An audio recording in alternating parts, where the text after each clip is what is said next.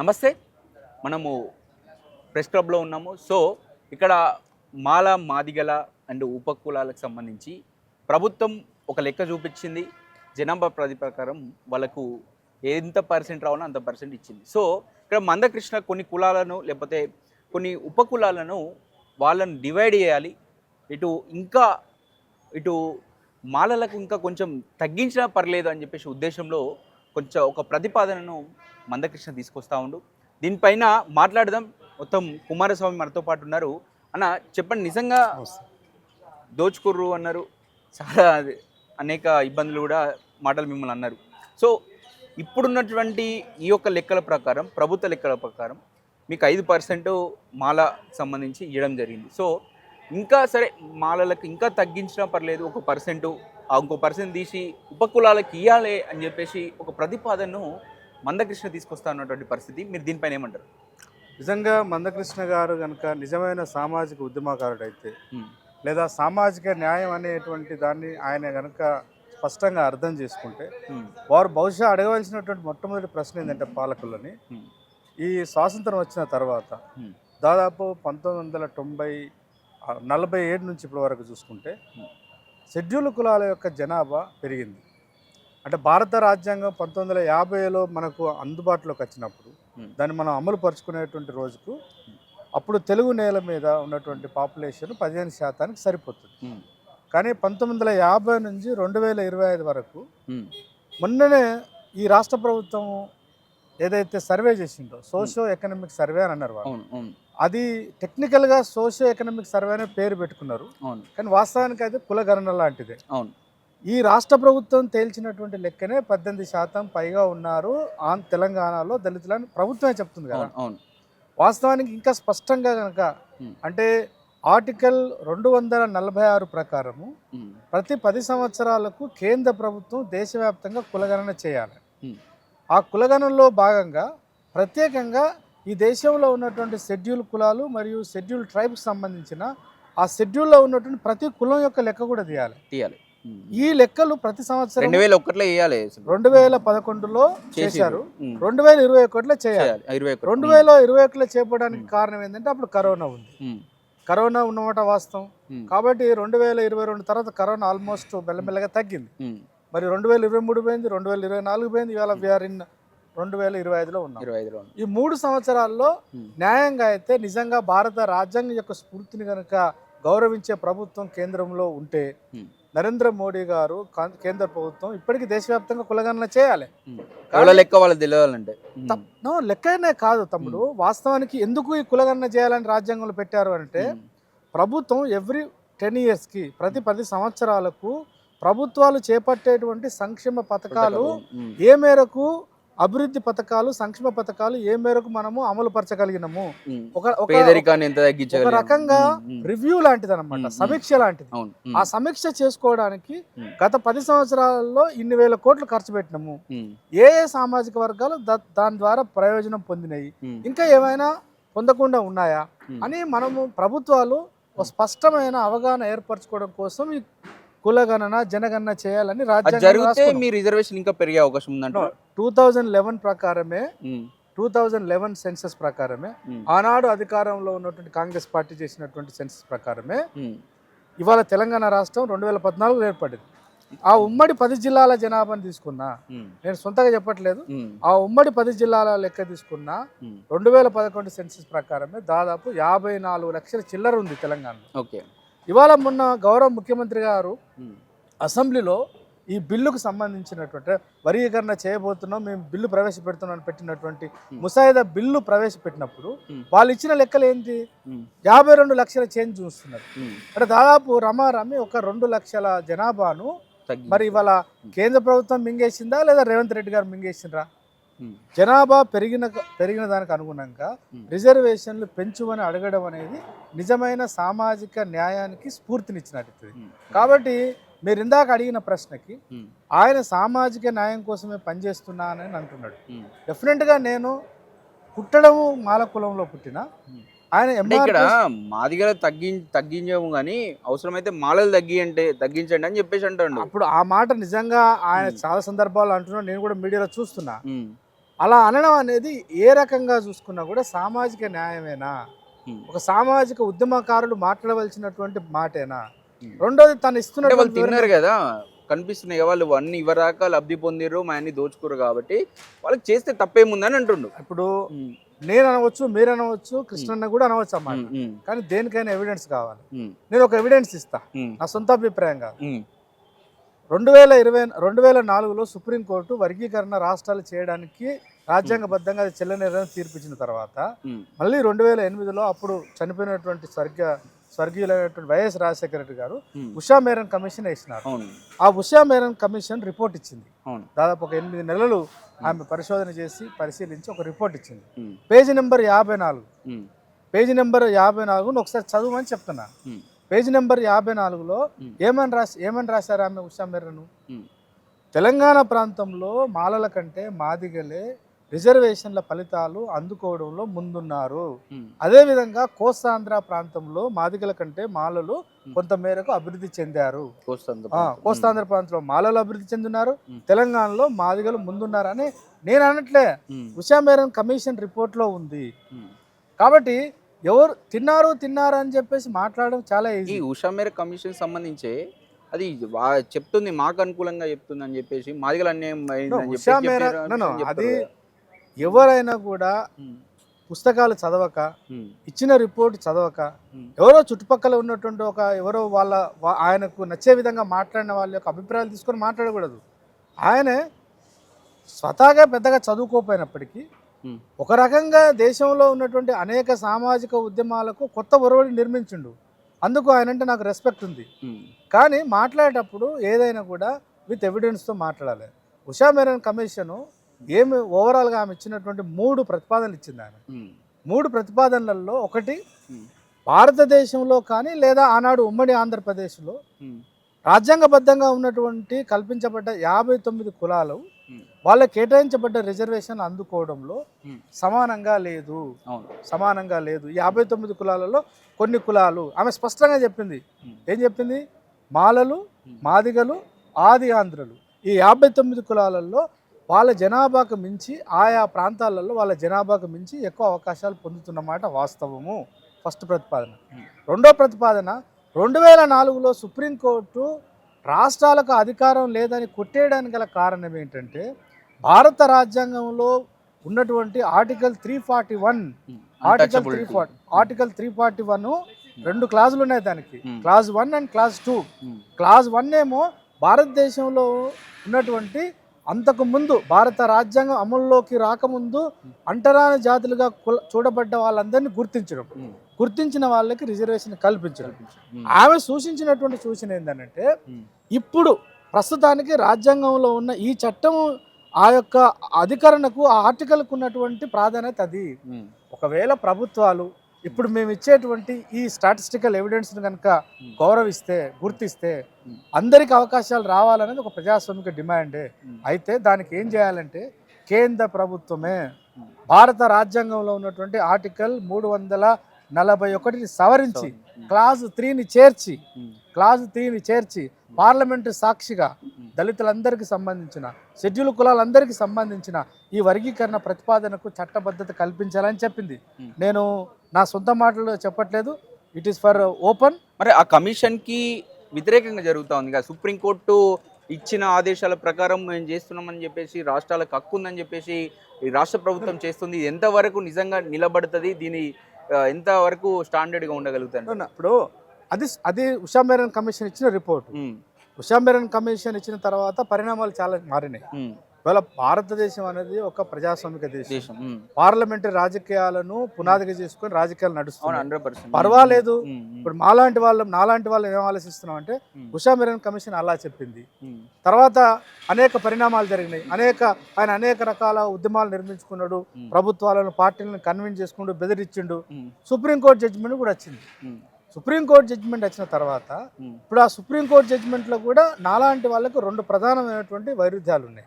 ఒకటి, Usha మేరన్ commission సూచించినట్టు article 341 సవరించకుండా దాన్ని గౌరవించకుండా అసలు దాని ప్రాధాన్యతనే పట్టించుకోకుండా మొన్న 2024 ఆగస్టు 1వ తారీఖు విభేదం అయితే వస్తుంది కదా, కాన్ఫ్లిక్ట్ అయితే వస్తుంది కదా. కాన్ఫ్లిక్ట్ ఉన్నప్పటికీ Hmm. అది ఎందుకు నేను దాన్ని ఎందుకు గుర్తు చేస్తున్నా అంటే Hmm. చరిత్రలో ఆర్టికల్ 341 అనేది కేవలము Hmm. ఎస్సీలకు రిజర్వేషన్ మాత్రమే కల్పించలేదు, దానికి ఇంకా కొంచెం కొన్ని హక్కులు కూడా ఇంకా కొంచెం లోతుకెళ్తే 1949 సెప్టెంబర్ 17వ తారీఖు నాడు డాక్టర్ బాబాసాహెబ్ అంబేద్కర్ భారత రాజ్యాంగాన్ని రచిస్తున్నప్పుడు ఆర్టికల్ 300A ఆర్టికల్ 300B అనే దాని చర్చ జరిగింది. ఏంటి దాని సారాంశం ఏంటంటే కొన్ని వేల సంవత్సరాలుగా మనుషులుగా గుర్తించబడినటువంటి మానవులుగా గుర్తించడానికి నిరాకరించబడ్డ వీళ్ళందరికీ పౌరసత్వాన్ని ఎలా ఇవ్వాలి. ఇప్పుడు మనం ఈ దేశం దాటి వేరే దేశం పోయినాం అనుకో, అప్పుడు మీరు ఎక్కడి నుంచి వచ్చారంటే మనం ఏం చెప్తాం, we're from India, I'm citizen of India అంటాం. అట్లా భారతదేశంలో నేను భారతీయ పౌరుడిని చెప్పుకునే అవకాశాలు కొన్ని వేల సంవత్సరాలు నిరాకరించబడ్డది. భారత రాజ్యాంగం రూపొందిస్తున్నప్పుడు ఈ అంటరాని జాతులకు పౌరసత్వాన్ని ప్రసాదించినటువంటి ఆర్టికల్ 341 అంత ప్రాధాన్యత ఉన్నదాన్ని పక్కన పెట్టే సుప్రీంకోర్టు. అయినప్పటికీ మళ్ళీ చెప్తున్నా, అయినప్పటికీ సుప్రీంకోర్టు గైడ్లైన్స్ ప్రకారం అన్న ఇప్పుడు వర్గీకరణ చేయాలి ఈ రాష్ట్రంలో. అంటే మీరు యాక్సెప్ట్ చేస్తున్నారు with differences I'm accepting. Supreme court ఇచ్చిన సుప్రీంకోర్టులో చట్టం ముందు నిలబడుతుందా? చట్టం ముందు నిలబడుతుంది. ఎప్పుడు నిలబడుతుంది?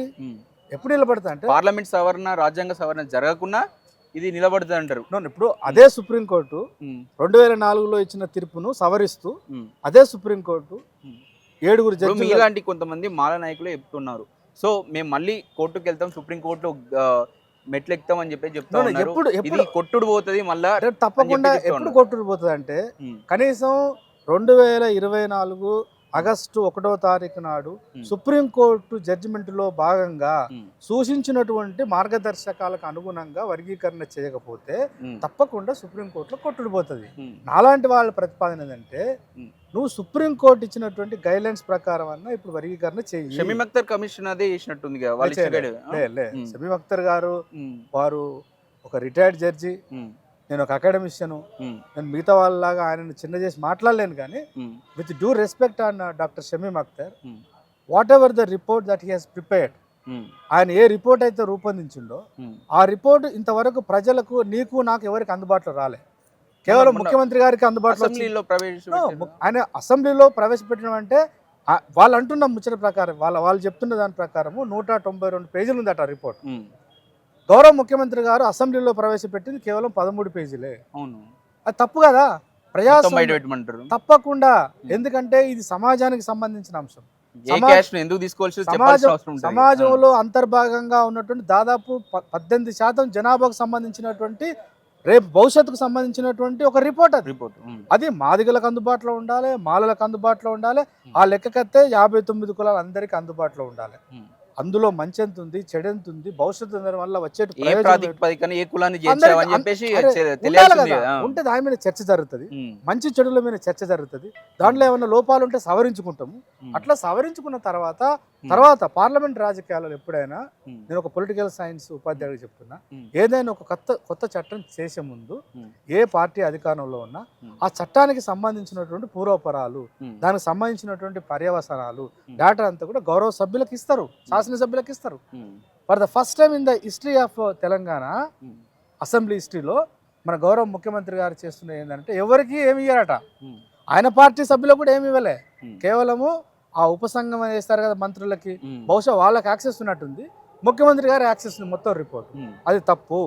మేమేమంటున్నాం అంటే సుప్రీంకోర్టు ఇచ్చిన జడ్జిమెంట్లో కొన్ని ప్రతిపాదనలు చేసినారు. నాకు కేవలం ఆర్టికల్ 341 రెఫర్ చేయకపోవడం పట్ల నాకు భిన్న అభిప్రాయం ఉన్నా, ఆమె వర్గీకరణ చేయడానికి వాళ్ళు ప్రతిపాదించిన ప్రతిపాదనలు చాలా న్యాయంగా కూడా ఉన్నాయి, దాన్ని కూడా నేను అంగీకరిస్తున్నా. వాళ్ళు ఏమన్నారు, డెఫినెట్ గా పేజ్ నెంబర్ 110, 120, 121 ఎవరైనా రెఫర్ చేసుకోవడం కోసం చెప్తాను. దాంట్లో స్పష్టంగా కొన్ని ప్రతిపాదనలు చేసిన వాళ్ళు ఏమన్నారు, ఇప్పటిదాకా ఈ రిజర్వేషన్లకు సంబంధించినటువంటి అందుబాటులో ఎవరున్నా అంటే అడిక్వేట్ అండ్ ఇన్అడిక్వేట్ రిప్రజెంటేషన్ అని, అడిక్వేట్ అండ్ ఇన్అడిక్వేట్, చాలినంత అంటే 59 కులాల్లో ఉన్నటువంటి వివిధ కులాలకు వాళ్ళ జనాభాకు వాళ్ళకు రావాల్సిన ప్రాతినిధ్యం ఇప్పటివరకు వచ్చిందా లేదా, విద్యారంగంలో కావచ్చు, ఉద్యోగ రంగంలో కావచ్చు, లేదా ప్రభుత్వాలు కల్పించేటువంటి సంక్షేమ పథకాల విషయంలో ఎవరు ఎక్కడ ఉన్నారో ఫస్ట్ తేల్చండి. ఎట్లా తేల్చాలి? With latest data, not 2011, not 2001, with latest data. Latest data అంటే ఏంది? మనకు రాష్ట్రం ఏర్పడి 2014 రాష్ట్రం ఏర్పడింది. వీఆర్ ఇన్ 2025లో ఉన్నాము. 10 సంవత్సరాలు లేటెస్ట్ డేటా అంటే 2011 అని చెప్పుకోవచ్చు కదా. తప్పు కదా, జరగలేదు కదా మరి, లేటెస్ట్ డేటా జరగలేదు. మంచి ప్రశ్న sir, thank you very much. ఇప్పుడు ఈ ప్రభుత్వం ఏం చేయాలా, కాంగ్రెస్ ప్రభుత్వం ఏం చేయాలి, మళ్ళీ సర్వే అవసరం లేదు. రెండు అవకాశాలు ఉన్నాయి. నేను తప్పించుకోవడం చెప్పట్లే. ఒకటి, న్యాయంగా అయితే భారత రాజ్యాంగం ప్రకారం ఆర్టికల్ 246 ప్రకారము కేంద్ర ప్రభుత్వాన్ని అడగవచ్చు, రాష్ట్రం. అయ్యా నువ్వు ఇప్పుడు మాకు అభ్యంతరం లేదు, కాంగ్రెస్ పార్టీగా మాకు అభ్యంతరం లేదు, ముఖ్యమంత్రిగా రేవంత్ రెడ్డిగా నాకు అభ్యంతరం లేదు, నేను చాలా హరిగా ఉన్నది చేయాలని. నువ్వు కూడా జడ్జిమెంట్ ఇచ్చింది నువ్వే కదా, ఇప్పించింది నువ్వే కదా. కేంద్ర ప్రభుత్వానికి అభ్యంతరం లేదు వర్గీకరణకి, రాష్ట్ర ప్రభుత్వాలకు అభ్యంతరం లేనప్పుడు భారత రాజ్యాంగంలో ఉన్న వెసులుబాటు ప్రకారమైనా లేదా సుప్రీంకోర్టు సూచించినటువంటి మార్గదర్శకాలను గౌరవించైనా మరి భారత ప్రభుత్వము లెక్కలు చేయవచ్చు కదా. ఇప్పుడు ఏమైనా కరోనా వచ్చిందా? మందకృష్ణ కూడా దీనిపైన అడుగుతలేడు. మందకృష్ణ గారు అడగట్లేదు. ప్రధానమంత్రి గారికి కూడా ఏమాత్రము దీన్ని చేయాలనే ఆలోచన లేదు. అట్లాగే రేవంత్ రెడ్డి కూడా, వాస్తవానికి రేవంత్ రెడ్డి కాంగ్రెస్, ప్రధానమంత్రి గారు బీజేపీ. సహజంగా ఏమైందంటే పొలిటికల్ లెవెల్లో బాగానే నడుతారు. ఇక్కడైనా మాలాంటి వాళ్ళకు అనుమానం వస్తుందంటే అటు బీజేపీ ఇటు కాంగ్రెస్ లేదా మోడీ గారు మరియు రేవంత్ రెడ్డి గారు ఇద్దరు కలిసి ఆడుతున్నటువంటి ఒక కుట్ర నాయిందని నాకు అనుమానం వస్తుంది. అలా కాకుండా అలా చేయలేదు. సరే, కేంద్ర ప్రభుత్వం అనేది బీజేపీకి సిద్ధాంతపరంగానే ద బిలీవ్ ఇన్ ఆర్ఎస్ఎస్ సిద్ధాంతం, వాళ్ళకి సిద్ధాంతపరంగానే దేశంలో కులం అనేటువంటి మాటను కూడా వాళ్ళు ఉచ్చరించారు. వాళ్ళకు సిద్ధాంతపరంగా వాళ్ళకి మతం కావాలి, కులం ఉన్నా కూడా కులాన్ని చూసి వాళ్ళు గుర్తించరు. వాళ్ళే అట్లా పెట్టండి.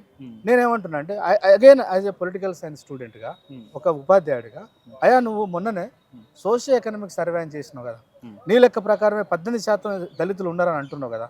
నువ్వు చేసిన లెక్కకు చట్టబద్ధత కల్పించమని ఎందుకు కేంద్ర ప్రభుత్వాన్ని అడుగుతలేవు? రెండు అవకాశాలు ఉన్నాయి. ఇప్పుడు ఒకటైతే కొట్టేసేసినట్టే, ఒక పాయింట్ అయితే మిస్ గైడ్ అయినట్టే ఇక్కడ సుప్రీంకోర్టు గైడ్ లైన్స్. సో ఇంకో ప్రధానంగా ఇంకోటి ఏమైనా రెండోది, ఇప్పుడు వీళ్ళు అంటే ఇప్పుడు ఆ రిపోర్ట్లో ఏముందో మనకు తెలియట్లేదు. మేము వీళ్ళ మీటింగ్ యొక్క సారాంశం కూడా ఏంటంటే, ఫస్ట్ ఆ రిపోర్టును రూపొందించేటప్పుడు కొంచెం సమయం ఎక్కువ తీసుకున్న పర్లేదు, కులంకుశంగా స్టడీ చేయమని. రెండు, ఆ రిపోర్ట్ ఏదైతే రూపొందించారో దానికి ప్రజల్లోకి తీసుకురండి, ప్రజలకు అది అందుబాటులో పెట్టండి, దాని మీద చర్చలు జరగనియండి. ఒకవేళ అట్లా కాకుండా ఇప్పుడు ఏ ప్రాతిపాదిక మీద ఏ ప్రమాణాలను పరిగణలోకి తీసుకొని 15 కులాలు వెనుకబడ్డాయి, మాదిగలు అనుబంధంగా ఉన్న 18 కులాలు ఓ మోస్తారు అభివృద్ధి చెందినరు, మాలలు మిగతా 26 కులాలు బాగా అభివృద్ధి చెందినని ఏ ఆధారాలతోని షమీమ్ అఖ్తర్ గారు అన్నారు, ఆ ఆధారాలు ఏందో ప్రజలకు మాకు చెప్పకుండానే నువ్వు చట్టం ఎట్లా చేస్తావు? ఇట్లా చేసుకుంటూ పోతే తప్పకుండా సుప్రీంకోర్టు ఏం చెప్పింది, మనకు రోస్టర్ పాయింట్ విషయంలో కూడా ఇవాళ ఒకవేళ నిజంగానే అది షమీమ్ అఖ్తర్ గారు ప్రతిపాదించిన రోస్టర్ పాయింట్ అయితే కూడా అది కూడా చట్టానికి నిలబడదు, చట్టం ముందు నిలబడదు. రెండో పాయింట్ చెప్తా. ఇప్పుడు 3 గ్రూపులు చేశారు. బాగా అత్యంత వెనుకబడిన వాళ్ళకు 100 రోస్టర్ పాయింట్లో ఫస్ట్ 2వ నెంబర్ వచ్చేసి ఎస్సీ ఉమెన్ ఉంటుంది. న్యాయంగా అయితే ఎస్సీ ఉమెన్ అనేది మొట్టమొదట బాగా వెనుకబడ్డ వాళ్ళకి ఇవ్వాలి. ఇచ్చి వెనుకబడ్డ వాళ్ళు కాబట్టి అక్కడ అసలు పురుషులే ఎవరు చదువుకొని లేరు, మళ్ళీ ఉమెన్కి ఇస్తే అది అట్లాగే ఉంటుంది అనేటువంటి ఆలోచన రావచ్చు. నేనేం ప్రతిపాదన చేస్తున్నా అంటే, మాలాంటి వాళ్ళ ప్రతిపాదన అంటే, అయ్యా అది ఎస్సీ ఉమెన్ అయినా కూడా దాన్ని ఎస్సీ ఉమెన్ లేకపోతే ఇమ్మీడియట్గా ఆ సమూహాల్లో ఉన్న ఎస్సీ మెన్కి ఇవ్వండి. తర్వాత 7th పాయింట్ వస్తుంది రోస్టర్ పాయింట్లో, అది నిజంగానే మీ లెక్కల ప్రకారము రేపు బయట పెడితే మాదిగలు వెనుకబడి ఉన్నారని కనుక తేలింది అనుకో, అప్పుడు ఆ గ్రూప్కి 7th పాయింట్ ఇవ్వండి. నెక్స్ట్ ఎవరైతే కొంత వాళ్ళతో పోల్చుకుంటే మెరుగైన అభివృద్ధిలో ఉన్నారు, మాలోనే ఉన్నారని మీరు చెప్పినట్టు లెక్కలు కనుక నిజంగా ఆధారాలు ఉంటే వాళ్ళకి 16వ పాయింట్ ఇవ్వాలి. ఇప్పుడేం ప్రతిపాదన చేసిన వీళ్ళు 7వ రోస్టర్ పాయింట్ తీసుకుపోయి అత్యంత వెనుకబడినటువంటి వాళ్ళకిచ్చి 2వ పాయింట్ 16వ పాయింట్ తీసుకొచ్చేసి మాదిగా అనుబంధ కులాలకు ఇస్తే మరి దానిలో ఏం సహజ న్యాయ సూత్రం ఉంది? సుప్రీంకోర్టు జడ్జిమెంటు పేజ్ నెంబర్ 124లో స్పష్టంగా రాయబడ్డది. పంపకాలు జరగాలి, ఒక సమూహానికి కేటాయించిన రిజర్వేషన్లు అందరికి అందుబాటులో తెచ్చేటువంటి ప్రక్రియ చేపట్టాలి. చేపట్టే క్రమంలో ఈ 59 కులాల్లో ఉన్న ఏ గ్రూపు కూడా అది అన్యాయం జరగకుండా పంపకం జరిగే విధంగా జాగ్రత్తలు తీసుకోవాలని ఉంది. మరి దాన్ని ఇలా ఒకవేళ జస్టిస్ షమీమ్ అఖ్తర్ గారు కనుక ఈ రోస్టర్ పాయింటే కనుక అప్లై చేసి ఆయన చెప్పి వీళ్ళు దాన్ని కనుక రేపు చట్టంలో దాన్ని తీసుకొస్తే తప్పకుండా అంటే ఇన్ని టెక్నికల్ పాయింట్లు మిస్ అయ్యి ఆ. అంటే వాళ్ళు జడ్జి రిటైర్డ్ జడ్జి పనిచేశారు కమిషన్ ఇవన్నీ తెలిసి ఉంటాయి కదా అందుకంటే విత్ డ్యూ రెస్పెక్ట్ ఎందుకంటున్నా వారి పట్ల నాకు గౌరవ భావన ఉంది. అన్నీ తెలిసిన వాళ్ళే ఎందుకు ఈ తప్పులు చేస్తున్నారు ఒక మాట అనవలసి వస్తుంది. అన్నీ తెలిసిన వాళ్ళు కూడా తెలిసి తలపెందుకు చేస్తున్నారంటే ఈ సమస్య ఎప్పటికీ ఇట్లాగే నిరంతరంగా ఉండాలని కోరుకుంటుందేమో మరి రేవంత్ రెడ్డి ప్రభుత్వం. మరి ఇంకా మందకృష్ణ చెప్పినట్టు అంటే ఇంకా చాలా గైడ్ లైన్స్ పక్కకి వెళ్ళిపోతాయి కదా. వారేం చెప్తున్నారు, ఉపకులాలకు ఇంకో 2% 3% వాళ్ళకి ఇంకెక్కువ ఇవ్వాలంటారు. అసలు ఉపకులాలనే పదమే చాలా అన్యాయమైన పదము. 59 కులాలు, ఏ కులం ఆ కులానికి అది స్వయం ప్రతిపత్తితో కలిగిన ఆత్మగౌరవం కలిగిన కులము. నేతకానోళ్ళు మాలలు కాదని అంటున్నారు. ఆయన కొత్త తీరు తీసుకొస్తున్నాడు. అది మీటింగ్ కూడా పెట్టుకోడు వాళ్ళు. తప్పు కాదు అది. వాళ్ళు అంటే మరి డెఫినెట్గా ఒక వ్యక్తి లేదా ఒక సమూహం ఒక మీటింగ్ పెట్టుకోవడం తప్పేం కాదు. కానీ వాళ్ళు ఏ చారిత్రక ఆధారాలను కేంద్రం చేసుకొని మాట్లాడుతున్నారు. నిజంగా మాల నేత కానీ వాళ్ళు నిజంగా సొంతగా వాళ్ళ ఆలోచనతో పెడితే నాకు వాళ్ళ నుంచి ఒక ప్రశ్నకు సమాధానం కావాలి. అయ్యా మీరు మాల నేత కానా ఓన్లీ నేత కానా? నువ్వు ఇప్పుడు జస్టిస్ రామచంద్రరాజ్ కమిషన్ రిపోర్ట్ చూడు. దాసరి మాల కూడా వాళ్ళు కూడా దాసరి మీరు బహుశా మీటింగ్ రానట్టున్నారు. ఇవాళ ఒరిజినల్ దాసరి మాల సంఘం వాళ్ళు మరి మందకృష్ణ దగ్గర ఉన్న వాళ్ళే మీకు ఎందుకు అది మీడియాలో వచ్చింది కదా డూప్లికేట్ అని వాళ్ళే తీసుకొచ్చారు, మేము తీసుకురాలే. వాళ్ళు డూప్లికేట్ అంటారా? అలే వాళ్ళు స్పష్టంగా వాళ్ళు ఒలియ దాసరి ఆఫీస్ బేరర్స్ వాళ్ళే, మాల దాసరి ఆఫీస్ బేరర్స్ కూడా వాళ్ళే. ఇవాళ తేటతెల్లం అయిపోయింది. దట్ ఈస్ అంటే ఎందుకు మళ్ళా మాలలు దోసుకున్నారు అన్న వ్యక్తి ఈ రోజు మళ్ళా మాలలను విడదీసే ప్రయత్నం జరుగుతుంది కదా. మీ ప్రశ్నలోనే జవాబు ఉంది. 30 సంవత్సరాలుగా తను నమ్మి తను నిర్మించిన ఎంఆర్పిఎస్ ఉద్యమంలో ఏనాడు కూడా మొన్న రాష్ట్ర ప్రభుత్వం అసెంబ్లీలో బిల్లు ప్రతిపాదన పెట్టేంతవరకు దాకా ఏనాడు కూడా మొత్తం మాలల్ని కాలుకు బలపం కట్టుకొని పండో పండ నమ్మిన మా కృష్ణన్న సడన్ గా మాలదాసరికి అన్యాయం జరుగుతుంది, ఒలేదాసరికి అన్యాయం జరుగుతుంది, మాల నేత కానీ అసలు మాలలే కాదు అనేటువంటి ఒక కొత్త థీరీ తీసుకొస్తుండు. ఆ థీరీకి ఎట్లాంటి చారిత్రక ఆధారాలు లేవు. ఇక్కడ ఒక ప్రతిపాదన వస్తుంది, మందకృష్ణకు వర్గీకరణ జరగడం ఇష్టం లేకని ఇదంతా తీసుకొస్తుందని ఒక ప్రతిపాదన వస్తుంది. ఏమంటారు? మందకృష్ణకు వర్గీకరణ జరగడం ఇష్టం ఉందా ఇష్టం లేదా అనేది కొన్ని సందర్భాల్లో ఆయన అసలు జీవితమే వర్గీకరణ కోసం పెట్టినట్టు అనిపిస్తుంది. కొన్ని సందర్భాల్లో ఇట్లాంటి పిచ్చి పనులు చేయడం వల్ల నాలాంటి వానికి ఒక అనుమానం వస్తుంది. అంటే ఇది ఇలా ఉండడం వల్లనే తన యొక్క నాయకత్వం, తన యొక్క రాజకీయ పలుకుబడి, ఈ వర్గీకరణ అనేది సమస్య పోతే కృష్ణ మాది ఇంకో సమస్య లేదా? ఇంకా రాజ్యాధికారం లేదా? చాలా ఉంది. కానీ ఆయన దాన్ని వాళ్ళు పోదలుచుకోవట్లేదు. ఎంతసేపటికి ఒక ఎమోషన్స్ భావోద్వేగాలు నిర్మించడంలో ఆయన దిట్ట. ఆ భావోద్వేగాలను నిర్మించి దాని నుంచి రాబట్టదలుచుకున్న ఫలితం చాలా చిన్నది. కొండను అవే ఎలకని పట్టింది. కాబట్టి ఇప్పుడు ఆయన నిర్ణయించుకోవాలి. ఇప్పుడు మాలాంటి వాళ్ళ యొక్క ప్రతిపాదన కూడా ఏంటంటే, నేను విద్యార్థి దశ నుంచి కూడా నేను కులానికి మాలలో పుట్టిన కొంత చదువుకున్నాడు ఎంఆర్పిఎస్ ఉద్యమాన్ని ఆలోచన గౌరవించిన, ఇప్పటికి గౌరవిస్తున్నా. నేను చెప్తున్నా కదా, ఇప్పటికి గౌరవిస్తున్నా.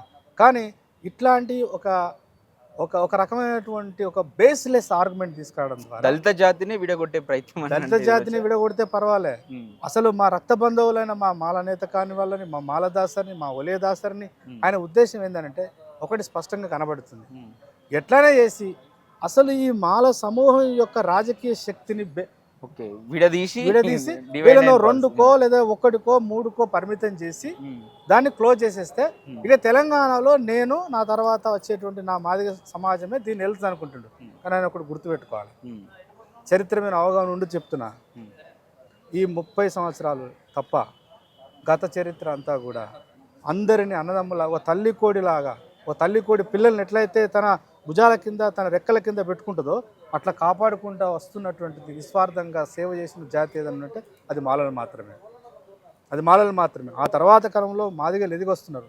ఇవాళ ఒక మంచి అవకాశం ఉంది. ఎందుకంటే గత 50-70 సంవత్సరాల తర్వాత అటు మాలల్లో ఇటు మాదిగల్లో ఇతర కొన్ని కులాలలో చదువుకొని ఎదిగి కొంత జ్ఞానంతో, కొంత ఆత్మగౌరవంతో, కొంత రాజకీయ అవగాహనతో, స్పష్టతతో మాట్లాడగలిగేటువంటి మనుషులు వస్తున్నారు. మనం అంతా కలిస్తే ఈ సమాజానికి మరింత మెరుగైన ప్రజాస్వామ్యాన్ని నిర్మించే అవకాశం ఉంది. ఆ అవకాశాన్ని నువ్వు నాయకత్వం వహించు. మీరంతా ఈ ఉద్యమంలోనే ఉండిపోతే ఇప్పుడు రాజ్యాధికారం వైపు మీ ఆలోచన 30 సంవత్సరాలుగా ఈ గొప్ప శక్తిని అంతా నిర్వీర్యం చేస్తున్నాడు ఆయన. నేను అనడం కాదు, నేను చాలా అత్యంత మందకృష్ణ మీ రాజ్యాధికారం కోసం కొట్లాడితే మాలలు కూడా కలిసి వస్తారా? అరే గిట్లా గిట్లా గిట్లా పనికి మాల పంచాయలు పెడితే రేపు ఎట్లా వస్తారు తమ్మి? నాలంటుడు అంటే కొంత గౌరవం. నేను భవిష్యత్తుని ఆలోచిస్తున్నా కాబట్టి సరే పోవాలంట, కానీ ఎమోషన్స్ ఉంటాయి కదా. నువ్వు మాలలు మనవాదులు అంటివి, మాలలు దుబ్బి తిన్నదంటారు, మాలలు ఎక్కడ పండుకున్నారు అంటుండు. అసలు ఈయన ఎక్కడ పండుకున్నాడు? 1994 కంటే ముందు ఈయన ఎక్కడ పడుకున్నాడు? కారంచేడు జరిగినప్పుడు ఈయన ఎక్కడున్నాడు? పదిరికుప్పం జరిగినప్పుడు ఈయన ఎక్కడున్నాడు? చుండూరు జరిగినప్పుడు ఆ ఉద్యమంలో కదా నువ్వు ఎదిగింది. ఉద్యమంలో నెలబాలుడుగా ఆ ఉద్యమంలో ఒక కార్యకర్తగా పాల్గొని నువ్వు నాయకుడిగా ఎదిగి ఇవాళ దేశంలో ఉన్న అన్ని రాజకీయ పార్టీలను శాసించగలుగుతున్నావు. I'm so happy. ఎవరు ఎక్కడ పండుకున్నారని కాదు, నువ్వేం చేస్తున్నావు ఇప్పుడు, నీది ఎంతవరకు ధర్మమైనటువంటి ప్రతిపాదన అవుతుంది ఆలోచించు అని చెప్తున్నాను అన్నకు నేను. ఈ సమస్య పరిష్కారం వైపు ఆలోచించు. ఇట్లాంటి వీళ్ళు వేరు వాళ్ళు వేరు అనేటువంటి కొత్త థియరీలు తీసుకురాకు అన్న. నువ్వు కావాల్సిన అవగాహన ఏర్పరచుకో. వాళ్ళ మీద చాలా చరిత్ర ఉంది. నిజాం కాలంలో మిగిలింది రాజ్యాధికారం ఒకటే మీకు దక్కాల్సి. ముందు ఈ సమస్యను ఎవరికి ఇబ్బంది లేకుండా పరిష్కరించుకోవాలి మనం, అంతే తప్ప డిక్టేట్ చేసి ప్రభుత్వాలు బెదిరిస్తా. విచిత్రం ఏంటంటే 10 మంది ఉంటే 100 మంది ఉంటే 1000 మంది ఉంటే 1,00,000 మందిని హైదరాబాద్ తీసుకొచ్చి నేను డిక్టేట్ చేస్తే ప్రభుత్వం ఉంటే ఆ ప్రభుత్వానికి ఏమైనా అర్థం ఉందా? నేను గౌరవ ముఖ్యమంత్రి గారు కూడా మా ప్రతిపాదన ఏంటంటే, అయ్యా దీన్ని ప్రాపర్గా న్యాయబద్ధంగా ఎట్లాంటి న్యాయమైన చిక్కులు లేకుండా పరిష్కార మార్గం వైపు చూడు. జస్టిస్ అఖ్తర్ గారు సమీం అఖ్తర్ గారు ఇచ్చిన రిపోర్ట్లో కూడా ఆ గ్రూప్ 1లో కూడా మన్నెప్పు అన్న మాలన్న ఊళ్ళో ఒకటే కదా. ఇప్పుడు ఏ ఊరు నుంచి వచ్చిన ఊరు నేపథ్యం ఉన్న ఎవరిని అడిగినా మన్నెపళ్ళు మాలళ్ళు మన్నెపళ్ళు అన్న ఒకటే. దాన్ని తీసుకుపోయి అలా ఏ గ్రూపులు వేస్తారు? మాల పంపాల మా గురువులు వాళ్ళు, అంటే మాల కమ్యూనిటీకి ఆధ్యాత్మిక వాదాన్ని ప్రబోధించే మత గురువులు వాళ్ళు, వాళ్ళని తీసుకుపోయి అల్లేస్తుంది. పాపము మనుషుల యొక్క మలమూత్రాలను ఎత్తిపోసేటువంటి గస్సి హడ్డి రెల్లి పామిడి పాపాటి మోటి తోటి వాళ్ళని తీసుకొచ్చి మాలలు దానిలో పెడుతుంది. ఇదేమి శాస్త్రీయమైనటువంటి ప్రతిపాదన అవుతుంది.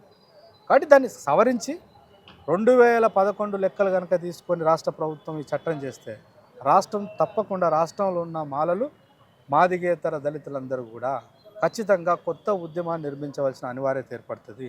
నువ్వు లేటెస్ట్ లెక్కలు తీసుకో, కేంద్ర ప్రభుత్వం చేతన్నా చేయించు, లేదా నువ్వు చేసిన దానికన్నా చట్టబద్ధత తీసుకొని బ్రహ్మాండంగా 18% అంటున్నావు కదా, ఆ 18% ఫస్ట్ చట్టబద్ధత కల్పించి ఈ 15% మాలా మాదిగలకు పంచి 3% ఇతర ఉపకులాలుగా ఉన్నటువంటి వాళ్ళ జనాభాతో సంబంధం ఉండకూడదు. ఒక తప్పుడు ప్రతిపాదన తీసుకొస్తుంది కృష్ణన్న, మా జనాభా 11%, మా జనాభా 10%, మాకు 10% రావాలి. నేను అన్నకు చేతులెత్తి దండం పెట్టి చెప్తున్నా, నువ్వు సుప్రీంకోర్టు జడ్జిమెంట్ ఎవరితో చదివించుకో. సుప్రీంకోర్టు జడ్జిమెంట్ జనాభాను కేంద్రంగా చేసుకొని అవకాశాలు పంచమనలే. అడిక్వెసీ ఇన్అడిక్వెసీ అన్నది చాలినంత ప్రాతినిధ్యం ఉన్నవాళ్ళు ఇప్పటికే అంటే విద్యారంగంలో ఉద్యోగ రంగంలో సంక్షేమ రంగాలలో ఏ సమూహాలు ఇప్పటికీ అవకాశాలు తీసుకున్నారు, ఎవరు తీసుకోలేదు. పాపము ఇప్పుడు చిన్న చిన్న కులాలకు జనసంఖ్య ఉండదు బ్రదర్. అదే 1000, 2000, 100, 10 ఇట్లా ఉన్నారు. అంటే వాళ్ళ జనాభా తక్కువ ఉందని వాళ్ళకి రిజర్వేషన్ ఇవ్వ. నా ప్రతిపాదన ఏంటంటే 18% చట్టబద్ధత కల్పించి 18% చట్టబద్ధత కల్పించుకొని 3% వాళ్ళకి ఇవ్వండి. వాళ్ళ జనాభా 1000 ఉండని లక్షలలో ఉన్నాయి.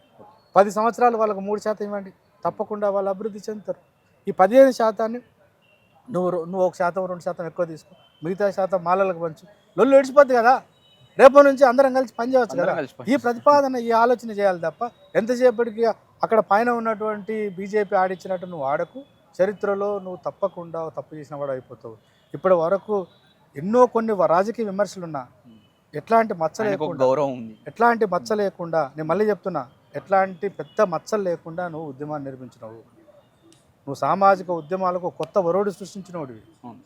ఇది ఇన్స్పిరేషన్, నాకు కూడా ఇన్స్పిరేషనే. ఆ ఇన్స్పిరేషన్తో నిన్ను ఎన్నోసార్లు కలిసినప్పుడు కానీ నువ్వు లేనప్పుడు ఇప్పుడు కూడా చెప్తున్నా కదా, ఆయన అంటే గౌరవమే. కానీ ఇట్లాంటి తప్పుడు ఆలోచనతో నువ్వు తప్పుడు మార్గంలో నడిస్తే మాత్రం చరిత్రలో నువ్వు సామాజిక ఉద్యమాలకు ద్రోహం చేసిన వాడిగా మిగిలిపోతావని మాత్రం చెప్పదలుచుకుంటావు. ఇది చూస్తూ ఉంటే ఏది ఏమైనప్పటికీ కూడా అన్నీ ఆలోచించాల్సిన అవసరం ఉంది. చట్టము పరిధిలో చేయాలి, అటు కులాల వారీ కావచ్చు, ఎవరు వెనుకబడ్డారు ఎవరు ముందున్నారు అది కూడా చూసి అన్నీ ఆలోచించి కూడా దాని చట్టం ముందు విరిగిపోకుండా బలంగా ఈ వర్గీకరణ జరగాలని చెప్పేసి అన్ని వర్గాలు ఆశిస్తున్నటువంటి పరిస్థితి.